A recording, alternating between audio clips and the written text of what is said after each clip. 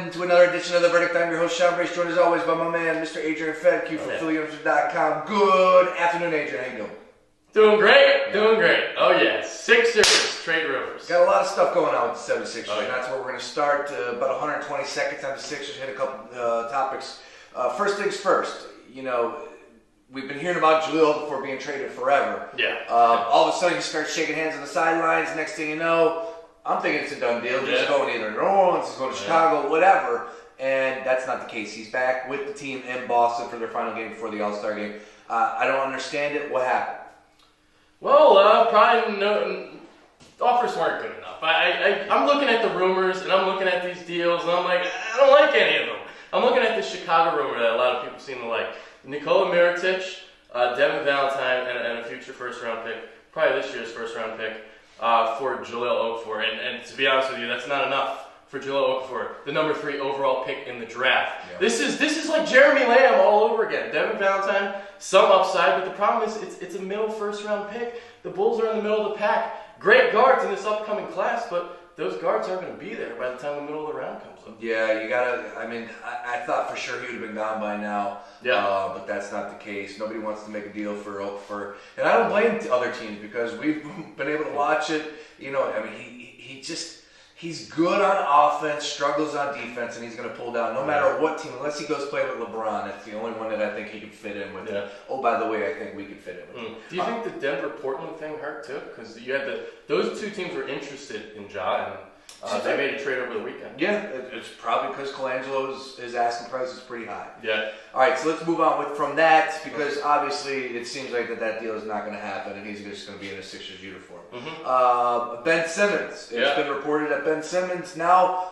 I don't agree with this, but Bob Cooney from the Daily News said that be prepared. Ben Simmons probably won't be suiting up this year. Yeah. I don't agree with that. My thoughts have been March all along. I realize that he's not practicing 5-on-5, but you see the videos of Ben Simmons. He's running around out there. And as long as he plays 10 to 12 games, I'm okay with it. Yeah. I'd really like to see him play. I really would. Do I think they're going to have the bubble wrap on him all year? I kind of have a bad feeling about it. But what this does do is, if Jaleel Okafor is still in a Sixers uniform by the trade deadline, you can show him off a little bit more. So, because he became neutral. He didn't improve from last season. All those DNPs didn't play. So now he gets to play and use this to your advantage. Trade job during the summer, build up his stock a little bit more. Don't have to be desperate right now to get rid of him. We'll see. But Ben Simmons, my theory is he will still play this year, so everybody needs to relax. So. And if he does not play a game, the Sixers are gonna feel the heat, and rightfully so, because it's ridiculous. Yeah, you've been shopping him on the billboards and the commercials out there, him and Embiid, and now we got maybe half of the season for Embiid, not even, and you didn't even play a game with Ben Simmons due to a 12-week injury. It's crushing. So I'm going to hold out on that. I'm not going to go too crazy just yet. Ben Simmons will play. I think the health of Embiid matters too. Third and final, let's go to Joel Embiid. Joel Embiid dancing at the Meet the concert, shirtless. I didn't have a problem with it, but I do think that, hey man, perception's reality. I didn't think the team looked good. And oh, by the way, that's why the next day it came out, he has a torn meniscus. I wonder who leaked that information to Derek Bodner. And immediately they had a press conference. I didn't have a problem with him dancing because ultimately it was 20 seconds. He's having a fun time. Yeah. Joel Embiid, he's going to be crazy. That's what I want. But, there is a little something to be said. Hey, man, in that same arena where you've missed 9 straight, 12 out of 13 games, and now you're just showing off, dancing out there, I have no problem if fans were pissed off about it. I was not one of them. Well, you hear the torn meniscus thing, and it's scary because it's his knee, and he's 7'2", and he's had all these foot injuries. But as a guy myself that's had a torn meniscus, you don't feel any pain. Sure, when you play on it after the game, you swell up, very, very much. But dancing-wise, you can dance. No, you can dance. You're talking about 20 seconds. Yeah. No, and then if you saw a video of him practicing that week, or that day, excuse me, the next morning, it was the shoot around. And he was just running drills and all that. So I was like, look at him, shut up about the dancing. All right, shut up about the dancing and look at him practicing. Joel Embiid will be back in a Sixers uniform this year. Okay. I think if he's back, then Ben Simmons, I think, will definitely play. Okay. And then we got wins all around. Okay. We finished the season strong. We're going to the draft, and we have some fun this offseason. Do it. All right, moving on. Eagles. Yeah. Speaking of trades and all that, now's the time because the upcoming NFL draft in Philadelphia at the end of April. So we got the free agency kicking off, and obviously the Eagles need some receivers. I saw the odds on favorite. If the Bears don't re-sign him, the Eagles are to land Alshon Jeffrey. I don't know if I'm really in love with that because for me, Alshon scares me with the PEDs and the injuries. Yeah. I saw Pierre Garçon, his name being tossed around. I could be sold on Pierre Garçon, to tell you the truth. But Alshon Jeffrey, is he going to be an Eagle?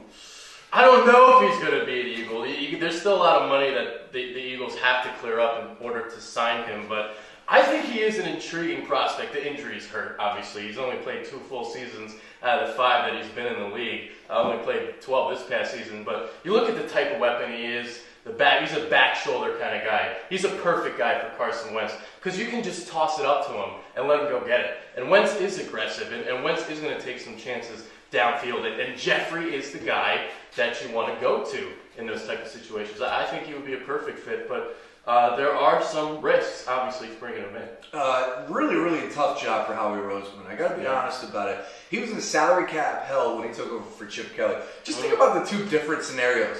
Brian Colangelo walking into that gold mine, and God forsake us screw it up. And now you got Howie Roseman, what he's dealing with, who just finagled his way to grab Carson Wentz. Did a great job last year.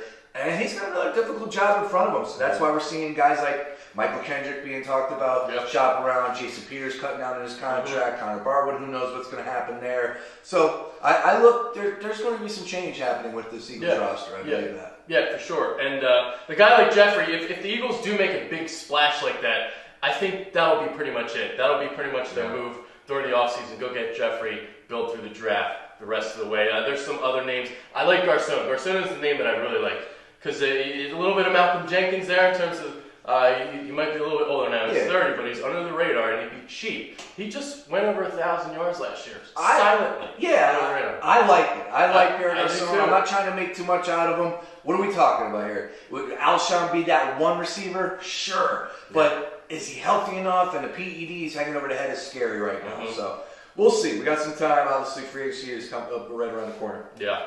All right, let's move it on. Phillies. Hey now, pitchers and catchers reported. They're here. Oh my God. Down the clear Do we water even know? Do we even know? No, well, a little bit because of warm weather. I wanted to say that. On Monday, pitchers and catchers reported. You're talking about a 71 team last year, 71 win team. I don't know this year. I maybe 75. How you feeling about this upcoming Phillies team? Yeah, well, they got 71 wins last year, but they won a lot of one-run games, and their run differential wasn't good. So to see them get 75 wins would actually be pretty astonishing for me. I don't know if they could get to 75 wins.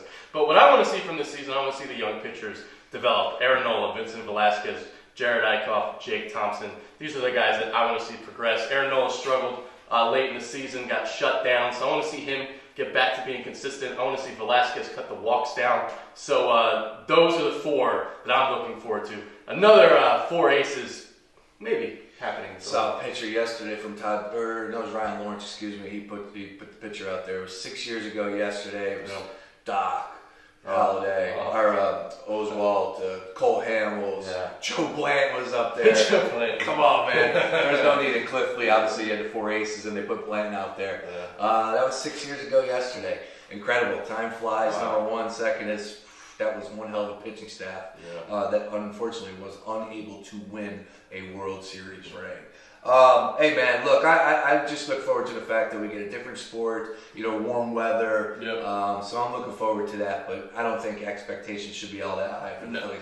But again, get to the All-Star break, you never know what could happen. I do know this: when it gets to those hot months, the hot days of August, you know, if you don't have that right mindset, you're just going to fade. And I think that's what happens again this year to the Phillies. But they keep it interesting. Hopefully Michael Franco steps up and has a big year. Yeah. Love to see that. Yeah, they're going to fight, they're going to claw, they're going to scrap. That's why they're called the Fightins. Oh, yeah. Hey, good stuff as always, Adrian. Appreciate a couple minutes today. We got a lot of good stuff happening at PhillyOcean.com. Building of a studio, new shows kicking off. Obviously, draft is right around the corner. Hopefully, doing some new things with some other people around there. So we're looking forward to bringing it all to you right here on PhillyInfluencer.com.